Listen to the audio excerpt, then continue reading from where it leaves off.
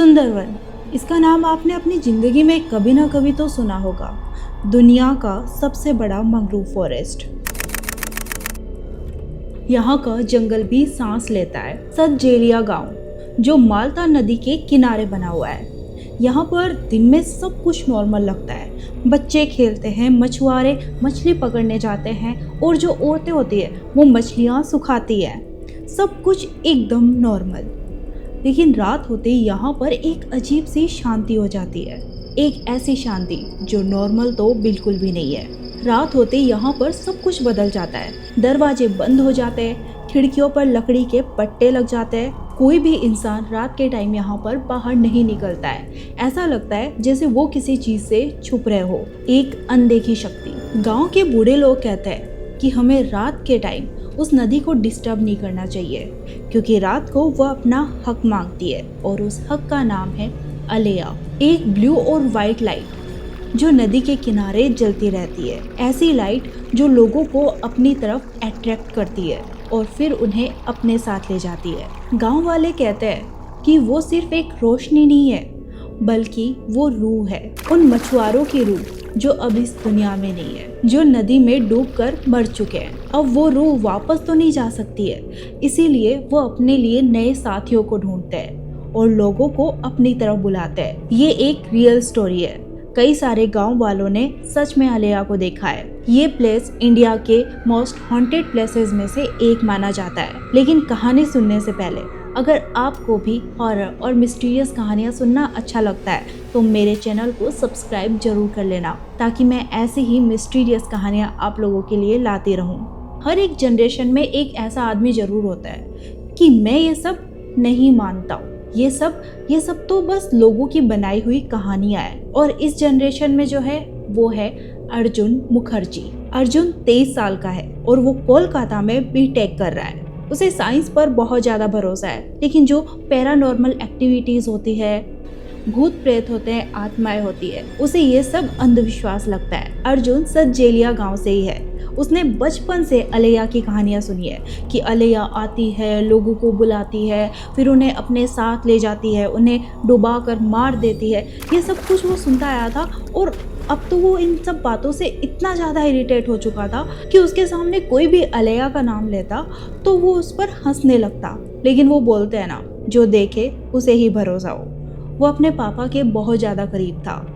वह अक्सर अपने पापा के साथ मछलियाँ पकड़ने जाता था, लेकिन कभी भी उसके दादाजी ने उन्हें रात के टाइम मछलियाँ नहीं पकड़ने दी, क्योंकि वो भी मानते थे कि अलेया आती है। एक दिन अर्जुन के पास कॉल आता है और उसे पता चलता है कि उसके दादाजी अब इस दुनिया में नहीं रहे। वो अपनी फैमिली के पास गांव जाता है। वो कुछ दिन अपनी फैमिली के साथ ही रहता है और फिर वापस कोलकाता आ जाता है, क्योंकि उसकी स्टडी काफी ज्यादा मिस हो रही थी। लेकिन वो कॉलेज आया ही था कि उसके 5-6 दिन बाद ही उसके पास कॉल आता है कि उसके पापा भी इस दुनिया में नहीं रहे। एक पल में उसकी दुनिया इधर से उधर हो जाती है। वो जल्दी से अपने गांव जाता है और अपनी माँ को संभालता है, जो पूरी तरह से टूट चुकी थी। उसे पता चलता है कि उसके बाबा पर बहुत ज्यादा कर्जा था और रात को जब वो फिशिंग करने गए तो लौट कर वापस नहीं आए। उस नदी में तो उनकी लाश तक नहीं मिल पाई थी। कई लोग बोल रहे थे कि उसे अलेया ले गई, तो कई लोग बोल रहे थे कि उसने कर्जे की वजह से सुसाइड कर लिया। लेकिन किसी को भी पूरी तरह से नहीं पता था कि वो कैसे मरे। सब लोग अपनी अलग अलग कहानियां बना रहे थे। कर्जा बहुत ज्यादा चढ़ गया था, इसीलिए अर्जुन ने डिसाइड किया कि अब वो गांव में ही रहेगा और फिशिंग करेगा। साथ में वो अपनी स्टडी भी कंटिन्यू रखेगा, लेकिन वो सिर्फ एग्जाम देने के लिए ही कॉलेज जाएगा। अर्जुन ने बचपन से ही अपने बाबा को फिशिंग करते हुए देखा था, इसीलिए उसके लिए ये सब कोई नई चीज नहीं थी। लेकिन एक दिन उसके मामा हरिबदा वहाँ पे आते हैं और उसे समझाते हुए बोलते हैं कि बेटा, कुछ भी हो जाए, रात के टाइम उस नदी के पास मत रुकना, वहाँ पर फिशिंग मत करना। तुझे दिन में जितनी मछलियाँ पकड़नी है उतनी पकड़, जितना काम करना है उतना काम कर, लेकिन रात में वहाँ भूल के भी मत जाना। लेकिन यहाँ पर अर्जुन फिर से हंसता है और बोलता है, क्यों, अलेया आ जाएगी क्या? और फिर जोर से हंसते हुए बोलता है कि क्या यार मामा, आप भी कौन सी सदी में रह रहे हो? ये अलेया वलेया कुछ भी नहीं है, बस लोगों ने कहानियां बना रखी है। ये बस एक गैस होती है जिसकी वजह से वहाँ पर रोशनी जलती है। ये कहकर वो उनकी बात टाल देता है, लेकिन फिर भी उसके मामा उसे समझाते हुए बोलते हैं कि तू मत जाना, बस बोल दिया ना। उसके बाद उसके मामा वहाँ से चले जाते हैं, लेकिन अर्जुन थोड़ा जिद्दी था। वो भला इतनी आसानी से किसी की बात कैसे मान सकता था। अगले ही दिन अर्जुन ने GPS रेडी किया, फोन को चार्ज किया और निकल पड़ा फिशिंग करने के लिए। लेकिन आज उसका प्लान था कि वो रात तक फिशिंग करेगा और देखता है कि क्या आएगा, क्योंकि वो अब लोगों को प्रूव करना चाहता था कि यहाँ पर ये अलैया वलैया जैसी कोई भी चीज नहीं है। लेकिन तभी वो सुनता है कि पास वाले घर से रोने की जोर जोर से आवाजें आ रही है। उसे गांव वालों से पता चलता है कि 3 दोस्त रात को नदी के पास गए थे, उसमें से 2 लड़के मर चुके हैं, लेकिन एक लड़का अभी भी जिंदा है, जिसने कोई ऐसी चीज देखी जिसे देखकर वो बहुत ज्यादा डर चुका है। वो बार बार बोल रहा था कि वो मेरे दोस्तों को ले गई और अब वो मुझे लेके जाना चाहती है। मैं कितनी भी कोशिश कर लूं, मैं उससे बच नहीं पाऊंगा। वो जिस टाइम ये सब बोल रहा था, उसकी आवाज़ बहुत ज़्यादा कांप रही थी। वो पूरी तरह से भीगा हुआ था। ऐसा लग रहा था कि वो अपनी जान बचाकर भाग कर आया हो। वो पागल हो चुका था। वो अपनी आंखें फोड़ने की कोशिश करता है, इसीलिए वो अपने चेहरे को बहुत बुरी तरह से जख्मी कर लेता है। उसकी आंखों के पास से खून निकलने लगता है। सारे गांव वाले उसे पकड़ते हैं और कमरे में ले जाते हैं। आगे क्या होता है इस पर अर्जुन इतना ज्यादा ध्यान नहीं दे रहा था। उसे लग रहा था शायद इस लड़के को कोई मेंटल डिसऑर्डर है, इस वजह से ये ऐसी हरकतें कर रहा है। मतलब अभी भी अर्जुन बिल्कुल भी मानने को तैयार नहीं था कि अलैया सच में होती है। अब वो फिशिंग करने के लिए निकल जाता है। सुबह से शाम हो जाती है। अब तक तो उसके साथ सब कुछ नॉर्मल था। उसने कई सारी मछलियां भी पकड़ ली थी। अब धीरे धीरे अंधेरा होने लगा था। सारे मछुआरे वहां से जा चुके थे, सिर्फ अर्जुन वहां पे था। अब वो अपने फोन से वीडियो बनाने लगता है, ये दिखाने के लिए कि अलैया वलैया कुछ भी नहीं होती है। लेकिन जब वो वीडियो बना रहा था तब तो वो देखता है कि बहुत ही ज्यादा तेजी से फॉग बढ़ रही है और कुछ ही देर में इतनी ज्यादा फॉग हो चुकी थी कि उसकी विजिबिलिटी एकदम 0 हो चुकी थी। उसने टॉर्च की लाइट भी की, लेकिन टॉर्च की लाइट का भी कुछ भी इफेक्ट नहीं हो पा रहा था। फिर उसने देखी ब्लू और व्हाइट लाइट। वो हंसा और बोला, सिर्फ एक गैस और कुछ भी नहीं। फिर वो अपने कंपास को ऑन करता है, लेकिन उसके कंपास की सुई जैसे खराब हो गई हो। वो कभी लेफ्ट होती कभी राइट होती और फिर एकदम से बंद हो गई। उसे लगा शायद ये कंपास ही खराब हो चुका है। उसके हाथ में फोन था, लेकिन नेटवर्क एकदम 0 और फिर एकदम से उसका फ़ोन बंद हो जाता है, बल्कि उसका फ़ोन 70% चार्ज था। उसे कुछ भी नहीं समझ आ रहा था कि ये आखिर क्या हो रहा है। तभी उसे लगा जैसे पानी में कुछ गिरा हो, एकदम से छपाक। उसने उस आवाज़ की तरफ रोशनी की, लेकिन उसे कुछ भी नहीं दिखाई दे रहा था फॉग की वजह से। तभी उसे एहसास होता है कि उसकी नाव के नीचे से कुछ गुजरा हो और बार बार मूव कर रहा हो। उसका गला एकदम से सूख गया कि कहीं ये मगरमच्छ तो नहीं। वो जल्दी से अपनी नाव घुमाता है और वहाँ से निकलने लगता है, लेकिन वो जो रोशनी थी वो अभी भी उसका पीछा कर रही थी। वो जल्दी जल्दी वहाँ से निकलता है और अपने घर आ जाता है। खैर अर्जुन सही सलामत घर पर पहुँच जाता है और वो फिर से फिशिंग के लिए निकल जाता है। उसे अभी भी लग रहा था कि वो रोशनी सिर्फ फोस्फिन गैस की वजह से होती है और उसकी नाव के नीचे से जो कुछ भी गुजरा था वो जरूर मगरमच्छ ही होगा। वो वापस नदी पे पहुंचता है और फिशिंग करने लगता है। फिर से रात होती है, लेकिन अभी भी वो घर नहीं जा रहा था। सनसेट के बाद फिर से वहाँ पर फॉग बढ़ने लगी। वहाँ का माहौल एकदम शांत था, आसपास कोई भी नहीं था और अभी भी अर्जुन सिर्फ फिशिंग ही कर रहा था। रात के टाइम वहाँ का पानी ऐसा लग रहा था जैसे कि आसपास पूरी जगह काला तेल बिखरा हुआ हो। लेकिन तभी वहाँ पर फिर से वो रोशनी आती है और इस बार सिर्फ 1-2 नहीं बल्कि 4 रोशनियाँ वहाँ पर थी, जो कि अर्जुन के चारों तरफ चक्कर लगाने लगती है। अब अर्जुन को थोड़ा सा डर लगने लगा था, थोड़ा अजीब लग रहा था उसे। अर्जुन का दिल बहुत तेजी से धड़क रहा था, लेकिन फिर भी उसने खुद को संभाला और कहा, सिर्फ गैस है। लेकिन तभी उसे एहसास होता है कि उसकी नाव के नीचे फिर से कोई है। जैसे ही वो टॉर्च नीचे की तरफ करता है, वहाँ पर उसे ऐसा फील होता है जैसे किसी की लाश तैर रही हो और वो चेहरा बहुत ही जाना पहचाना लग रहा था। जब उसने गौर से उस चेहरे को देखा तब उसे पता चला कि वो उसके पापा की बॉडी है। वो उसे देखकर बहुत ज़्यादा घबरा जाता है। उसके पापा का चेहरा ऐसा लग रहा था जैसे आधा खाया हुआ हो उसमें से अभी भी खून निकल रहा था, लेकिन उनके बाबा की बॉडी अभी भी अच्छे से मूव कर पा रही थी। ऐसा लग रहा था जैसे कि वो जिंदा हो। वो अपने हाथों से इशारा कर रहे थे, ऐसे जैसे वो उसे अपने पास बुला रहे हो। अब अर्जुन बहुत ज्यादा घबरा चुका था। उसके पूरे शरीर के अंदर ठंडी लहर दौड़ रही थी। वो कैसे भी करके इस पानी से निकलना चाहता था, लेकिन जैसे वो अपने नाव को मूव करवाने की कोशिश करता है तो उसकी नाव बिल्कुल भी नहीं हिल पा रही थी। ऐसा लग रहा था जैसे वहां पर कई सारे लोगों ने मिलकर उसकी नाव को पकड़ लिया हो। वो अपनी नाव के चारों तरफ रोशनी करके देखता है।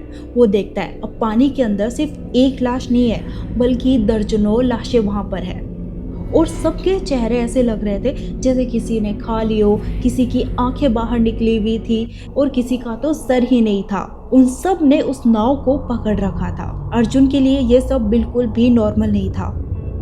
वो बस कैसे भी करके इस जगह से अब निकलना चाहता है, लेकिन तभी उसमें से एक चेहरा पानी के बाहर की तरफ आता है, लेकिन वो चेहरा उसके बाबा का ही था। अब उसे वो चेहरा एकदम क्लियर दिख रहा था। चेहरा बुरी तरीके से फटा हुआ था और चेहरे से खून की जगह कुछ काला लिक्विड बाहर निकल रहा था। वो बोले कि हम तेरा इंतजार कर रहे हैं। तभी पानी में से कई सारे हाथ निकलते हैं, जैसे कि वो उस नाव को अपनी तरफ खींचना चाहते हैं, लेकिन अर्जुन डर के मारे अपनी ओर से उन सभी हाथों की तरफ मारने लगता है।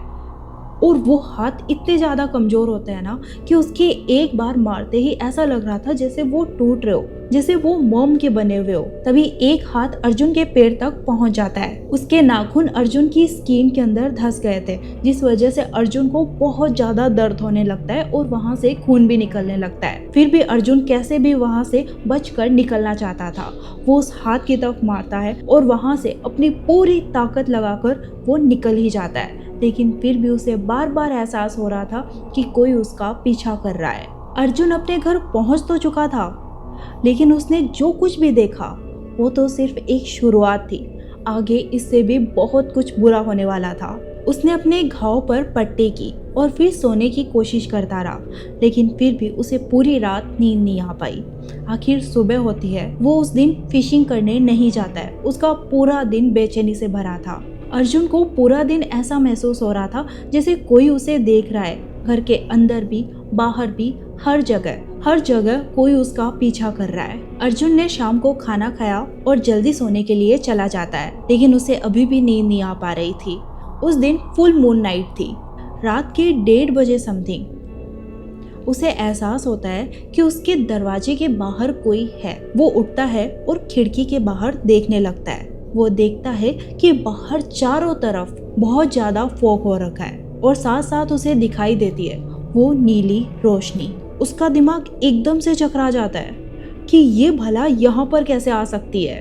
तभी उसे उस फॉग में से एक परछाई दिखाई देती है, एक काली परछाई। वो अंदर से ही पूछता है कौन, लेकिन कोई भी जवाब नहीं आता है। वो बार बार पूछता है कि तुम कौन हो, लेकिन सामने जो कुछ भी था वो नॉर्मल तो बिल्कुल भी नहीं था। जैसे जैसे वो आगे आ रहा था, अर्जुन का डर और ज्यादा बढ़ता जा रहा था। अब वो अर्जुन के पास खड़ा था और वो और कोई नहीं उसके पापा थे। वो अर्जुन को बोलते हैं कि बेटा हमारे साथ चलो। उस टाइम अर्जुन को कुछ समझ में नहीं आ रहा था, बस उसे दिख रहे थे उसके बाबा, जिनसे वो बहुत ज्यादा प्यार करता है। वो उनके पीछे जाने का फैसला करता है। जब वो बाहर निकलता है और अपने बाबा के पीछे चलने लगता है, तब वो देखता है कि उसकी परछाई तो चांद की रोशनी में दिख रही है, लेकिन उसके बाबा की कोई भी परछाई नहीं है। वो आसपास अपनी नज़र घुमाता है। हर चीज़ की परछाई बन रही थी सिवाय उसके बाबा के। अब वो समझ जाता है कि ये सिर्फ एक छलावा है। वो भागकर वापस अंदर आ जाता है और गेट बंद कर लेता है। बाहर से उसे बार बार ऐसा फील हो रहा था जैसे कोई उस गेट को खरोंच रहा हो। वो अब अपने बेड पर आता है और वहाँ पर बैठ जाता है, जैसे उस चीज के जाने का इंतजार कर रहा हो। वो बहुत ज्यादा घबराया हुआ होता है। थोड़ी देर में वो चिल्ला कर उठता है। तब उसे पता चलता है कि ये सब तो सिर्फ उसका एक सपना था। वो वापस सो जाता है, लेकिन जैसे ही वो सुबह उठता है और बाहर देखता है, तब वो देखता है कि बाहर गेट पर खरोच के निशान बने हुए हैं। ऐसा लग रहा था जैसे कोई उस गेट को तोड़ना चाहता हो। यहाँ पर अर्जुन समझ जाता है कि वो कोई सपना बिल्कुल भी नहीं था, वो असलियत थी। उस दिन अर्जुन के मामा उसके पास आते हैं और वो उसके पैर का घाव देखते हैं। और वो उसे देखते ही बोल देते हैं कि ये तो पानी का घाव है, ये तुझे कैसे हुआ। तब अर्जुन बोलता है कि मेरा नदी के पास में पाँव फिसल गया था। तब उसके मामा समझ जाते हैं कि वो झूठ बोल रहा है, कुछ ना कुछ तो गलत हुआ है। वो अर्जुन को बोलने लगते हैं, मैंने सुना है तू लेट नाइट तक उस नदी के पास था, क्या तुझे वो दिखी थी। अर्जुन समझ जाता है कोई उसकी हेल्प कर सकता है तो वो सिर्फ उसके मामा है। वो अपने मामा को सारी बात बताता है। उसके मामा बहुत ज़्यादा डर जाते हैं। उन्हें अर्जुन पर बहुत ज़्यादा गुस्सा आ रहा था क्योंकि उनके मना करने के बाद भी अर्जुन उस नदी के पास गया था, लेकिन वो अर्जुन का हमेशा भला चाहते थे। वो अर्जुन को बताते हैं कि अलेया अगर किसी को एक बार देख लेती है तो वो उसे बाद में अपने साथ लेकर ही जाती है। उसके मामा उसे बताते हैं कि मैंने तुम्हें ये बात पहले नहीं बताई थी, लेकिन अब बताता हूँ। तुम्हारे बाबा और उनके 3 दोस्त साथ में फिशिंग करने के लिए गए थे और वो रात को लेट तक फिशिंग करते हैं क्योंकि उन्हें ज़्यादा मछलियाँ पकड़नी थी। तुम्हारे बाबा ज़्यादा मछलियाँ पकड़ना चाहते थे क्योंकि उन पर कर्जा हो रखा था। उनके दोस्त भी उनके साथ ही थे, लेकिन वो चारों उस नदी में डूबकर मर जाते हैं। और थोड़े दिनों पहले गांव में जो 2 लड़के मरे थे वो उनके दोस्त के ही बेटे थे। वो भी 3 लड़के उस नदी के पास गए थे, उसमें से 2 लड़के तो मर चुके थे, लेकिन एक लड़का जो वहाँ से निकलकर भागकर तो आ गया था, लेकिन अब उसकी मेंटल कंडीशन इतनी ज़्यादा ख़राब है कि वो अपनी जान कभी भी दे सकता है। वो ना तो किसी से बात कर रहा है ना खाना खा रहा है। वो बार बार सिर्फ यही बोलता जा रहा है कि वो मुझे लेने आ रही है। अगले दिन अर्जुन के मामा उसे एक पुराने पंडित के पास लेके जाते हैं जो बहुत बूढ़ा था। उसकी आंखें एकदम कमजोर थी, लेकिन दिमाग एकदम शार्प था। उसे अपने गांव की पूरी हिस्ट्री के बारे में पता था। मामा जी ने अर्जुन की पूरी कहानी पंडित को सुनाई। तभी अर्जुन ने पूछा कि आखिर ये अलेया आई कहाँ से और ये इस तरह से लोगों को क्यों मार रही है। तब पंडित ने बताया यहाँ के कुछ मछुआरों ने तंत्र मंत्र शुरू किया।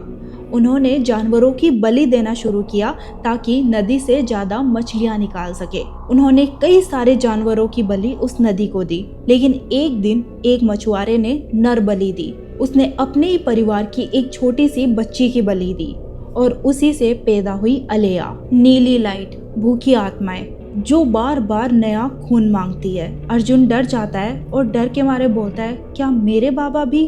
पंडित बोलता है, हाँ, तुम्हारे बाबा भी उसी का ही शिकार हुए हैं। तभी पंडित अर्जुन के पैर पे लगी चोट को देखते हैं और वो बोलते हैं कि ये घाव तुम्हें कैसे हुआ। अर्जुन उन्हें पूरी स्टोरी बताता है।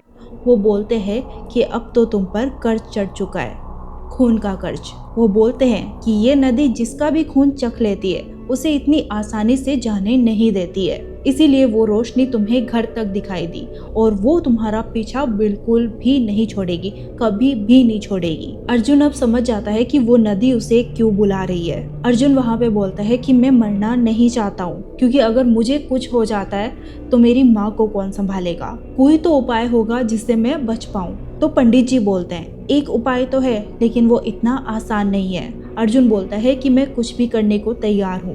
पंडित जी अपने घर के एक कमरे में जाते हैं और वहाँ से काला दीपक बाहर निकाल के लाते हैं। वो बोलते हैं कि ये दीपक मुझे मेरे गुरुजी ने दिया था। ये पत दीप है जो कि रूहों को रास्ता दिखाते हैं। उस नदी में जो भी आत्माएं हैं वो अपना रास्ता भटक चुकी है और इस दीपक की रोशनी उन आत्माओं को रास्ता दिखाएगी। अगर तुम उन्हें वो रास्ता दिखाने में कामयाब हो जाते हो तो तुम्हारी जान बच जाएगी और वो आत्माएं आजाद हो जाएगी। अर्जुन ने घबराते हुए पूछा, लेकिन अगर उन्हें वो रास्ता नहीं मिल पाया तो पंडित जी बोलते हैं, फिर वो तुझे अपने साथ ले जाएगी, इसीलिए तुझे बहुत ही सावधानी बरतनी पड़ेगी। पंडित जी ने अर्जुन को 3 चीजें दी, दीपक, सरसों का तेल और एक घंटी। उन्होंने बताया कि नदी के पास पहुंचते ही इस घंटी को बजाना, जिससे वो सारी आत्माएं एक जगह आ जाए, और फिर इस दीपक को जलाना और आसमान की तरफ कर देना, और जो मैं बोलूं वो बस उन आत्माओं को बोल देना। अर्जुन आधी ही रात को वहां से निकल जाता है। वो नदी के पास पहुंचता है, तेल से दीपक को जलाता है और जोर जोर से घंटी को बजाना लगता है। जल्दी ही वहां पर बहुत ज्यादा फॉग हो जाती है और बहुत सारी अलेया भी वहां पर आ जाती है। वो नीली और सफेद रोशनियां धीरे धीरे करके अर्जुन की तरफ आ रही थी। अर्जुन बहुत ज्यादा घबरा जाता है, उसका दिल बहुत तेजी से धड़क रहा था।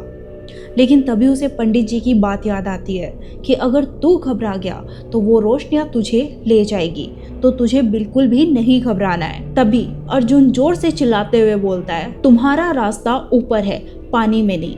उतने में वो सारी रोशनियां एक जगह पर रुक जाती है। ऐसा लग रहा था जैसे वो अर्जुन को ही देख रही है और उसकी बात सुन रही है। अर्जुन अपनी ये बात बार बार उन्हें बोलने लगता है। दीपक की लो अब बहुत तेजी से जल रही थी। उसने उस दीपक को ऊपर आसमान की तरफ किया। जैसे ही उसने दीपक ऊपर किया, वहाँ पर आसपास रोशनी होने लगी। अब वो अलैया उस रोशनी की दिशा में ऊपर की तरफ उठने लगी।